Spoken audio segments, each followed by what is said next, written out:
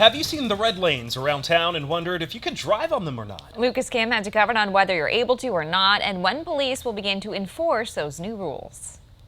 I can see why if you were in the right lane there, you could get a little confused. Red's kind of a hazard color normally. The new Metro Transit lanes are just months away from officially offering service to riders, but on some roads like West Johnson Street, construction hasn't quite finished yet, causing drivers to get confused on if they're allowed to drive on the red paved lanes or not. Metro's Capital Projects Manager Mike Cechvala wants to ensure drivers on whether they can drive in those lanes or not. You're going to see some patches that are just red, but it doesn't say why. And a lot of times it looks really random. You can't be cited for just driving on top of a red rectangle. But nonetheless, drivers around the area are still confused as to what type of violation they will receive if they do drive over the red lanes.